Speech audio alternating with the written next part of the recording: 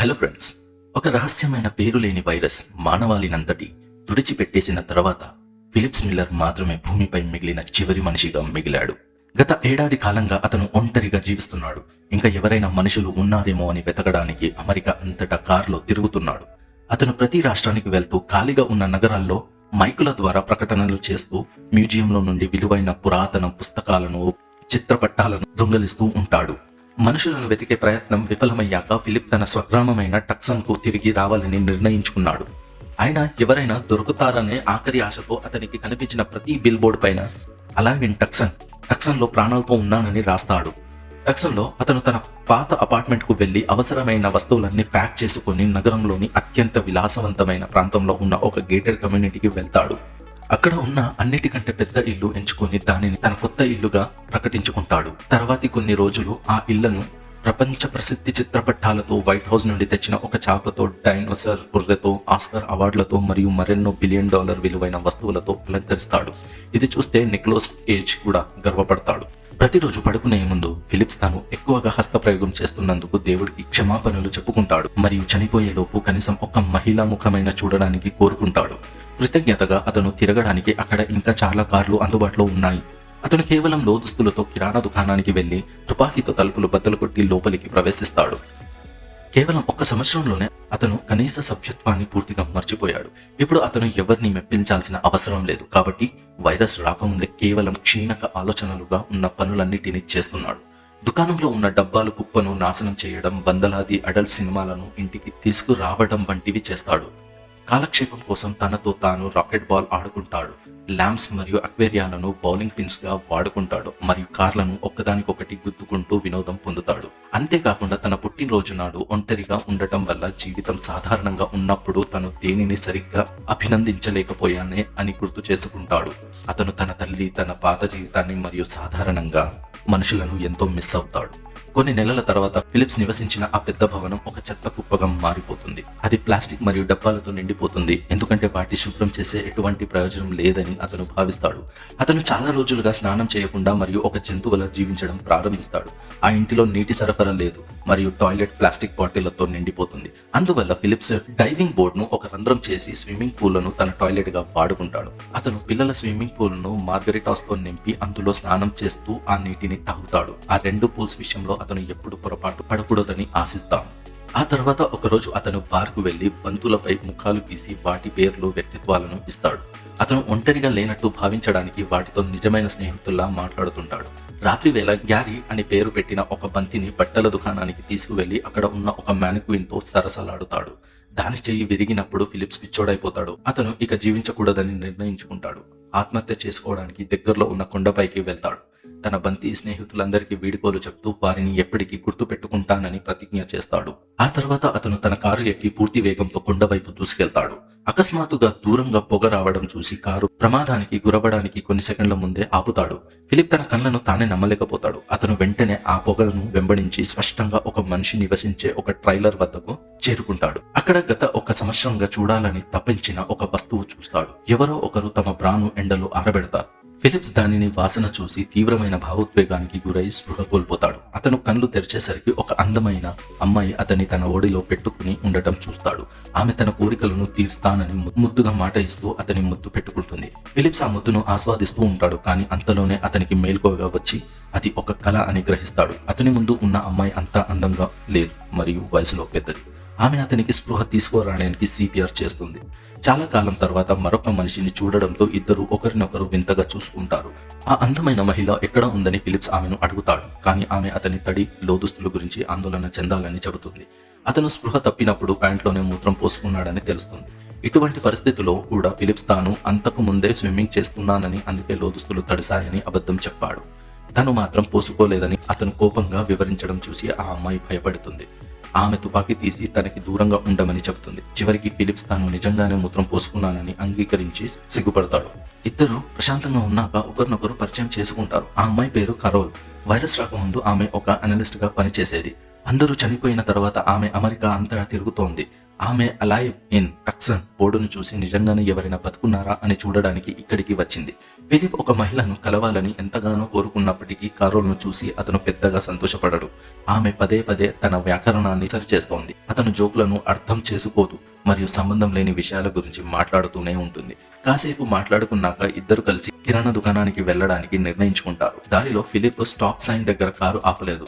Carroll గొడవ పడుతోంది. అక్కడ ట్రాఫిక్ లేదని ఫిలిప్స్ వాదించినప్పటికీ నియమాలను పాటించకపోతే జంతువులా జీవించాల్సి వస్తుందని ఆమె పట్టుబడుతోంది. ఆమెను సంతోషపెట్టడానికి అతను ఒక సైన్ బోర్డ్ దగ్గర ఆగి ఇరువైపులా చూసి ఎవరు రోడ్డు దాటడం లేదని నిర్ధారించుకుంటాడు. కిరాణా దుకాణానికి చేరుకున్నాక కూడా ఆమె విసుగు పెట్టడం ఆగదు. ఫిలిప్స్ కారును వికలాంగుల పార్కింగ్ స్థానంలో పార్క్ చేస్తాడు. ఆ రోజు వారిద్దరి మధ్య 5వ గొడవ జరుగుతుంది. ఇక్కడ ఏ వికలాంగుడు లేడని పార్క్ చేయడానికి చాలా స్థలం ఉందని ఫిలిప్ వాదిస్తాడు. కారోల్ వేరే చోట పార్క్ చేయమని పట్టుబడుతోంది. అతను కారు నేరుగా దుకాణంలోకి పోనిస్తాడు. ఆ తర్వాత ఆమెను తన ఇల్లు చూడడానికి వెళ్తుంది. అతను బతుకుతున్న విధానం చూసి అసహ్యించుకుంటుంది. అతనికి 2 స్విమ్మింగ్ పూల్స్ ఉన్నాయి. ఒకటి మలంతో మరొకటి చెత్తతో నిండి ఉంది. ఆమె పెయింటింగ్లు ఇకపై ఎవరికీ చెందినవి కాకపోయినా వాటిని దొంగిలించావని కారోల్ ఫిలిప్స్ ను నిందిస్తుంది. ఇల్లు చూడడం పూర్తయ్యాక ఫిలిప్స్ ఆమెను తన క్యాంప్ సైట్ కి తిరిగి వెళ్లిపోమని చెబుతాడు. మరుసటి ఉదయం కారోల్ అతని ఇల్లు శుభ్రం చేస్తూ అతని లేపుతుంది. తోట పని మరియు శుభ్రపరిచే వస్తువులను దుకాణం నుండి తీసుకురావాలని ఆమె అతన్ని విసిగిస్తుంది. ఎందుకంటే వారు మనుషుల్లాగా జీవించడం ప్రారంభించాలి అని. రాత్రి వేళ ఫిలిప్స్ తన బంతి స్నేహితుల వద్దకు వెళ్లి కారోల్ గురించి ఫిర్యాదు చేస్తాడు. ఆమె పరిచయమై కేవలం 1 రోజు మాత్రమే అయినప్పటికీ తామిద్దరం విడాకులు కావాల్సిన భార్యాభర్తలా ఉన్నామని భావిస్తాడు. మరుసటి రోజు ఉదయం ఆమె పక్క ఇంట్లోకి మారడంతో పరిస్థితి మరింత ఘోరంగా మారుతుంది. అతను ఆమెను వెళ్లగొట్టాలని చూస్తాడు, కానీ కారోల్ మొండిగా ఉంటుంది. తాను దిగంబరంగా చూడడానికి భయపడుతున్నావా అని ఆమె అడగా సమాధానంగా ఫిలిప్స్ తన ప్యాంటు విప్పేస్తాడు. చివరికి కారోల్ అసలు విషయంకి వచ్చి పునరుత్పత్తి పిల్లలను కనడం గురించి మాట్లాడుతుంది. భూమిపై మళ్లీ జనాభాను పెంచే బాధ్యత తమకే అప్పగించబడిందని ఆమె భావిస్తుంది. భూమిపై ఆమె చివరి మహిళ అయినప్పటికీ తాను ఆమెతో పడుకోనని ఫిలిప్ చెబుతాడు. ఈ పరిస్థితిలో అది నిజమే. తర్వాతి సీన్ లో అతను అవుట్డోర్ టాయిలెట్ లో ఉన్నప్పుడు కారోల్ తన వద్దకు వస్తుంది. ఇంటికి నీటి సదుపాయం కల్పించే మార్గం వెతకాలని ఆమె కోరుతుంది. తద్వారా వారు టమాటాలు మరియు ఇతర పండ్లను పండించవచ్చు. అతను సహాయం చేయడానికి నిరాకరించాడు. ఆమె తాజా టమాటోలు అతన్ని లంచం ఇవ్వడానికి ప్రయత్నిస్తోంది, కానీ అతను పట్టించుకోడు. డైవింగ్ బోర్డు నుండి మలం విసర్జించే వ్యక్తికి లంచం ఇవ్వలేరని ఆమెకు తెలియాలి. చీకటి పడ్డాక అతను ఆమె తోటలోకి చొరబట్టి కూరగాయలన్నీ తినేశాడు. కారోల్ మరుసటి ఉదయం అతని తలుపులు తట్టి చూడగా అతను మిగిలిపోయిన టమాటాలతో నిండి ఉంటాడు. తానే వాటిని దొంగలించలేదని ఫిలిప్ ఇంకా వాదిస్తాడు. కారోల్ ఒక మ్యాన్హోల్ నుండి తన ఇంటికి నీటిని తరలించే ప్రయత్నంలో తన కాలు గాయం చేసుకుందని కూడా అతను గమనిస్తాడు. కొన్ని రోజుల తర్వాత ఆమె నుంచి మనుషుల్లా జీవించే ప్రయత్నాన్ని వదిలేస్తుంది. ఫిలిప్ ఆమెను ఒక ఫౌంటైన్ లో అవుట్డోర్ టాయిలెట్ నిర్మించడం చూస్తాడు. ఆమె తన స్విమ్మింగ్ పూల్ టాయిలెట్ ను కాపీ కొడుతోంది. తాము ఎన్నుకోబడిన వారం కాదని, జీవితంలో ఎటువంటి ఉద్దేశం లేని మర్చిపోయిన వారమని కారోల్ భావిస్తోంది. $1 మిలియన్ భవనాలతో ఒక టాయిలెట్ కూడా ఏర్పాటు చేసుకోలేనప్పుడు వారు ఒక మానవ నాగరికతను ఎలా సృష్టించగలరు? కారోల్ ను ఎల్లప్పుడూ ఆశావాదిగా చూడడానికి అలవాటు పడిన ఫిలిప్ ఆమె పరిస్థితికి ఎంతో బాధపడ్డాడు. అందువల్ల అతను నగరంలోని వాటర్ ట్యాంక్ వద్దకు వెళ్లి కారోల్ తోటకి నీరు పట్టే ఏర్పాటు చేశాడు. చివరికి అతనిలోని మంచి వైపును చూసి ఆమె సంతోషించి రాత్రి భోజనానికి ఆహ్వానిస్తుంది. రాత్రి వేళ ఫిలిప్ సేంద్రియ భోజనాన్ని ఆస్వాదిస్తూ చాలా కాలం తర్వాత సెక్స్ అనే ఆశ ముందుకు వస్తుంది మరియు ఫిలిప్స్ ఇప్పుడు ఆమెతో పడుకోవడానికి సిద్ధంగా ఉన్నాడని చెబుతాడు. అయితే అతను ఆశ్చర్యానికి కారోల్ పెళ్లికి ముందు శృంగారంలో పాల్గొనడానికి ఇష్టపడదు. మొదట్లో ఫిలిప్స్ నవ్వుతాడు, అది జోక్ అని అనుకుంటాడు, కానీ ఆమె తీవ్రంగా చెబుతుందని తెలుస్తోంది. ఆ ఆలోచనలో హాస్యపదంగా ఉన్నప్పటికీ ఆమెను సంతోష పెట్టడానికి అతను పెళ్లి ప్రతిపాదన చేస్తాడు. చివరికి వారు మరుసటి రోజు పెళ్లి చేసుకోవాలని నిర్ణయించుకుంటారు. తర్వాత సీన్ లో వారు చర్చిలో ప్రమాణాలు చేస్తూ ఉంటారు. ఇది అవసరం లేదని ఫిలిప్ భావిస్తాడు, కానీ ఎలాగోలా పూర్తి చేస్తాడు. వారు చర్చి నుండి బయటకు రాగానే అతిథుల గుంపు వారికి స్వాగతం పలుకుతుంది. తాను తప్పు చేశానని గ్రహించిన ఫిలిప్స్ గట్టిగా అరుస్తాడు. అంతలోనే అతను తన మంచం మీద మేల్కొంటాడు. అది కేవలం ఒక కల మాత్రమే అయినప్పటికీ దేవుడికి కృతజ్ఞతలు చెప్పుకుంటాడు. ప్రపంచం ఇంకా నశించే ఉందని నిర్ధారించుకోవడానికి అతను కిటికీ గుండా బయటికి చూస్తాడు. కాసేపటి తర్వాత కారోల్ ఆహారంతో తన ఇంటికి వస్తుంది. ఓటింగ్ ద్వారా అమెరికా అధ్యక్షుడిని ఎన్నుకోవాలని ఆమె భావిస్తుంది. అది ఉపయోగం లేదని అయినా ఫిలిప్ తనను తాను ఎన్నుకున్న ఏకగ్రీవంగా అధ్యక్షుడు అవుతాడు. ఆ తర్వాత ఇద్దరు కిష్మిష్ బాల్స్ ను ఆస్వాదిస్తారు. చివరికి పెళ్లి రోజు రానే వస్తుంది. కారోల్ అలంకరణ మరియు కేకును సిద్ధం చేస్తుంది. ఫిలిప్ కు రింగులు పల్సిన బాధ్యతను అప్పగించబడుతుంది. అయితే రింగులు తీసుకురావడానికి బదులుగా అతను తన బంతి స్నేహితులకు బ్యాచిలర్ పార్టీ ఇస్తాడు. పార్కింగ్ స్థలంలో వస్తువులు నింపి పెడతాడు. అతను ఆ మ్యానిక్విన్ కి వీడుకోలు చెప్పడానికి కూడా వెళ్తాడు. ఆమె ఎప్పటికీ తన జీవితంలో ప్రేమగా నిలిచిపోతుందని చెబుతాడు. రోజు చివరిలో అతను చర్చికి వెళ్తాడు. అక్కడ కారోల్ వారి వివాహానికి జరిపించడానికి ఒక రికార్డింగ్ ని సిద్ధం చేస్తుంది. చిన్నపాటి ప్రమాణాలు తర్వాత రింగులు మార్చుకునే సమయంలో ఇప్పుడే ఫిలిప్స్ రింగులు తీసుకురాలేదని కారోల్ తెలుసుకుంటుంది. తానే ఒంటరిగా ప్రయత్నిస్తున్నానని గ్రహించి ఆమె పెళ్లిని రద్దు చేసుకుంటుంది. తరువాత ఫిలిప్స్ ఆమె తలుపు తట్టి మాట్లాడడానికి ప్రయత్నిస్తాడు, కానీ ఆమె సమాధానం ఇవ్వదు. అందువల్ల అతను సుత్తితో ప్రధాన తలుపును బద్దలు కొట్టి ఇంట్లోకి ప్రవేశిస్తాడు. ఆమె నిజంగానే ఇల్లు అలంకరించడానికి ఎంతో ప్రయత్నించిందని చూసి అతను ఆశ్చర్యపోతాడు. ఆమెను వారి కోసం ఒక కేక్ కూడా సిద్ధం చేసింది. దానిపై అతని విగ్రహం ఉంది. తాను చేసిన పని ఫిలిప్ చాలా బాధపడతాడు మరియు ఆమె క్షమాపణలు చెబుతాడు. ఆమె వ్యక్తిత్వం కానీ ఆమె వండే వంటలు కానీ అతనుకు పెద్దగా నచ్చవు. అయినప్పటికీ ఆమె ఉన్నందుకు తాను సంతోషంగా ఉన్నానని, ఎందుకంటే ఆమె లేకపోతే తాను ఇప్పుడు బతికి ఉండేవాడిని కాదని చెబుతాడు.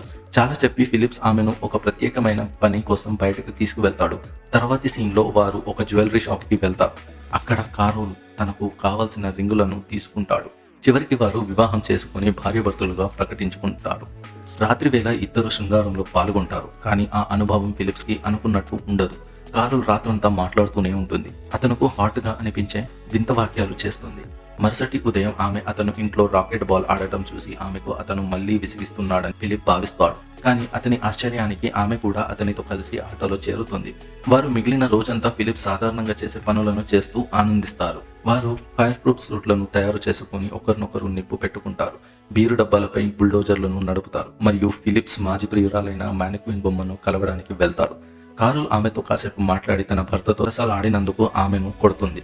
మొదటిసారిగా ఫిలిప్ ఆమెను పెళ్లి చేసుకున్నందుకు సంతోషిస్తాడు మరియు వారి జీవితం భరించదగినదిగా ఉంటుందని భావిస్తాడు. వారు కారులలో తిరిగి ఇంటికి వస్తుండగా ఒక జంక్షన్ వద్ద అకస్మాత్తుగా ఒక లియోసిన్ కారు గుద్దుకుంటారు. షాక్ కు గురైన ఫిలిప్స్ కారు వైపు పరిగెత్తగా అందులో నుండి ఒక అందమైన మహిళ బయటకు రావడం చూస్తాడు. తన భార్యతో సంతోషంగా ఉన్నానని అనుకున్న తరుణంలోనే అతను వారి వివాహం గురించి పశ్చాత్తాపడటం ప్రారంభిస్తాడు. సో గైస్, తర్వాతి వారి జీవితంలో ఏం జరుగుతుందో తెలుసుకోవడానికి మా ఛానల్ని సబ్స్క్రైబ్ చేసుకోండి. మీకు రెండో భాగం కావాలంటే కామెంట్ చేయండి. అంతవరకు బాయ్.